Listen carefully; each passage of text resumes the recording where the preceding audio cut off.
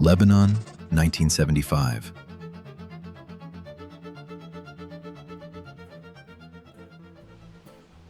A land of breathtaking mountains, cosmopolitan nightlife, and Mediterranean charm, Beirut was called the Paris of the Middle East, but beneath the glamour, a storm was brewing.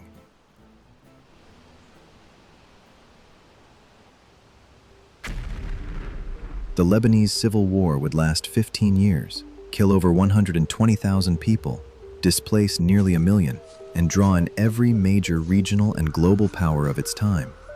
This is the war no one taught you in school, a war where identities clashed, militias ruled, and foreign armies fought proxy battles on Lebanese soil. Lebanon gained independence from France in 1943. To balance its diverse society, a national pact was created. The president would always be a Maronite Christian, the prime minister a Sunni Muslim, the speaker of parliament a Shia Muslim. This sectarian compromise papered over deep demographic changes. By the 1970s, Christians no longer held the majority they once did. Muslim groups, especially Shia communities, felt marginalized. The presence of over 300,000 Palestinian refugees after 1948 and 1967 further destabilized the balance.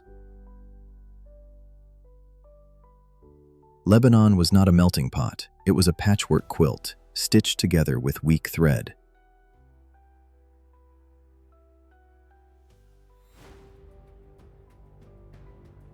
On April 13, 1975, gunmen attacked a church in East Beirut, killing 4 Christians.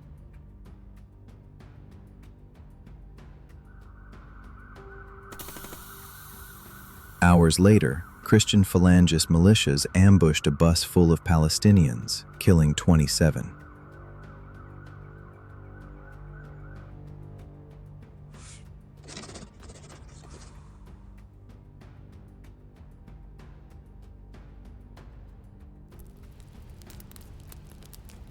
This day, remembered as Black Sunday, ignited a war that spiraled beyond control.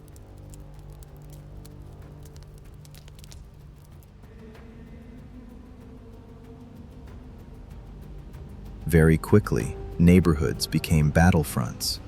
Beirut itself was cut in two. East Beirut, dominated by Christian militias, and West Beirut, largely Muslim and Palestinian.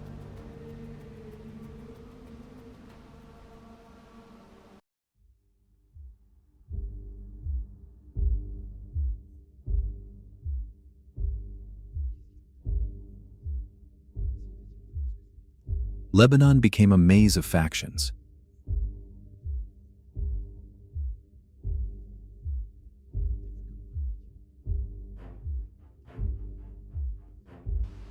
Christian militias, Kataib, Phalange, Lebanese forces.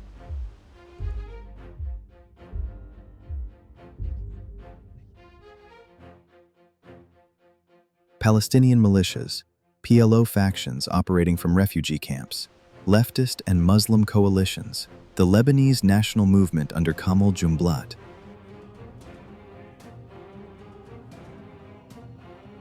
Shia militias, Amal movement, later Hezbollah.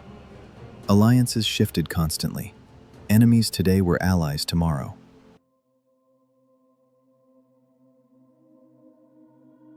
Civilians often paid the price, trapped between shifting lines of control.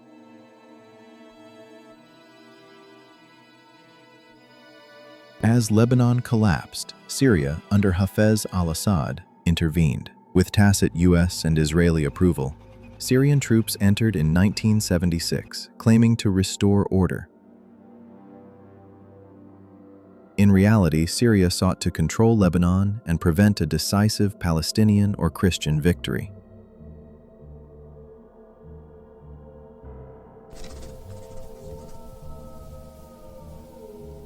By 1977,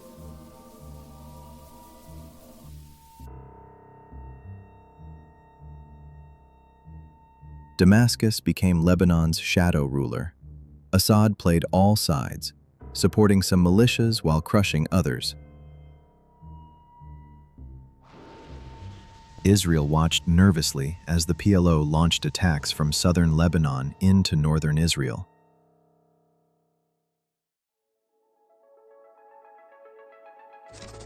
In 1978, Israel invaded southern Lebanon in Operation Litani, pushing the PLO north.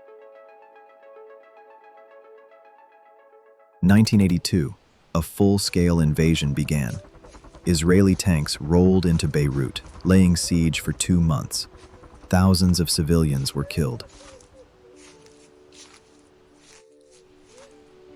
That summer, the world watched as PLO fighters were evacuated from Beirut under U.S. mediation.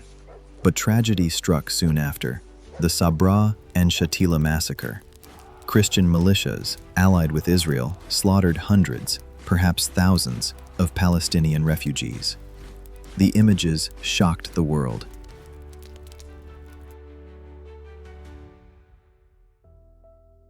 Lebanon became a global chessboard.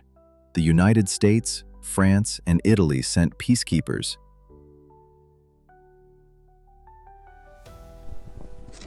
Iran, after its 1979 revolution, backed Shia militants who would later form Hezbollah.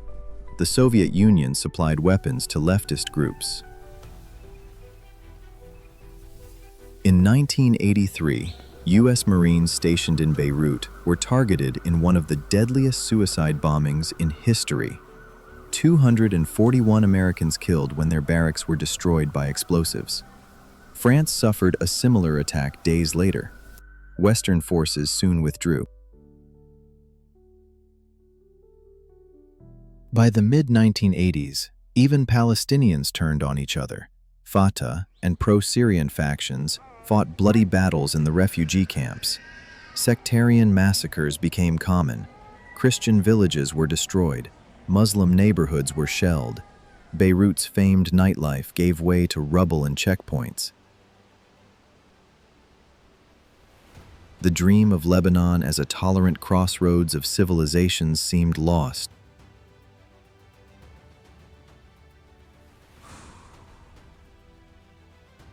In 1985, Hezbollah formally emerged. Backed by Iran's Revolutionary Guard, it quickly gained power among marginalized Shia communities. Hezbollah pioneered suicide bombings, kidnappings of Westerners, and guerrilla warfare against Israel. It would grow to become one of the most powerful non-state actors in the Middle East. After 14 years of chaos, Arab states pushed for peace.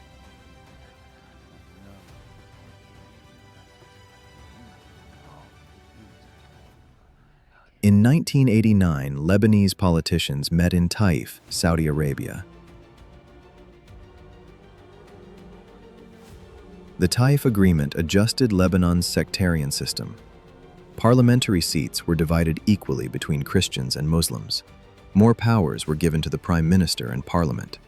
Syrian forces were legitimized as peacekeepers. In October 1990, Syrian jets bombed the presidential palace, ousting Christian General Michel Aoun, who opposed Syria's presence. The war was officially over. Lebanon lay in ruins, 120,000 dead, nearly 1 million displaced, entire neighborhoods destroyed. Warlords became politicians.